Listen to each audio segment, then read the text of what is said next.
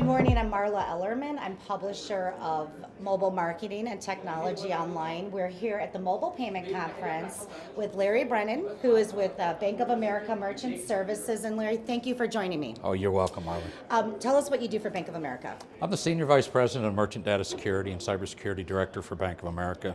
My role is to assist our merchants and our clients in preventing a data compromise in the event of a compromise, helping them through the identification, the containment, and the remediation. So how does somebody hack into Bank of America? How does that even happen? It's not so much the Bank of America being breached, it's the merchant, right? So it's the client. So what you have, most of the data compromises we find today are caused by human nature. People are being phished.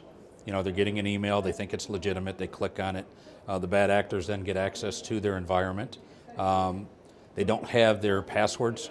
They're not changing the username and passwords regularly.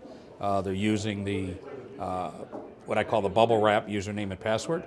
You and I can buy a piece of software and load it, and we're going to have the same username and password. And so the bad actors know that, and that's how they get into their environment. Wow, that's interesting. So that's what, and it's really high criminals. I mean, this is what the mafia or whatever. I mean, they're number one hackers. I mean, they're not stealing anymore. They're stealing our data. So what do you do? What are some of the things, the key things that you do at Bank of America to try to protect all these merchants? Well, there's a couple of things, right? We have education, right? Mm-hmm. We try to explain to them what the main causes are, changing their passwords, not sharing their passwords, making sure they have multi-factor authentication. Mm-hmm. Big thing out there today. A lot of merchants don't have multi-factor authentication. Something that you know, username and password, mm-hmm. something that you have, such as a token, and then something that you are.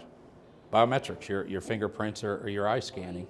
And on top of that, we try to provide them with the various solutions, security solutions, right? There are tools out there that can minimize the impact using point-to-point encryption, end-to-end encryption, tokenization, EMV. Those types of things will help in a card-present environment.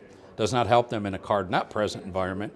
That has, because there's card-not-present, it's 7 times harder to prevent those types of data breaches. And keep in mind, Marla, that now that we're starting in the United States to secure the card-present environment, mm-hmm. the bad actors aren't going away.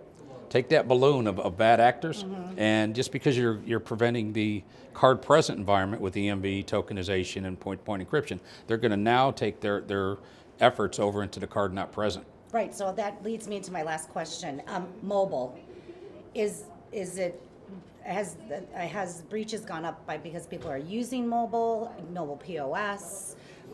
Do you think it's increasing breach probability, or? No, I don't believe that the mobile pay is actually a secure type of technology, okay. Right? Because you as a consumer are going to put your credit card into that mobile device. Right. The bank's not putting your credit card information in there, they're putting a token. Okay.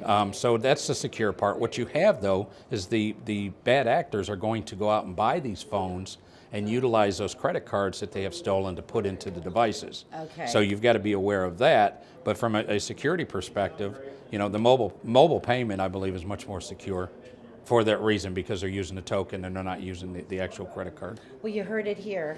Mobile payments are the most secure way to go. More secure. More secure. Would you like to add anything else, Larry?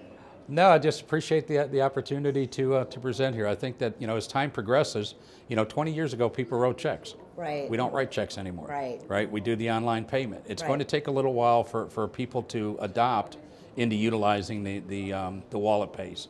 But it's coming. It is coming. Yep. It just takes time. Yep. Well, thank you, Larry, so much for joining us, and thanks for watching.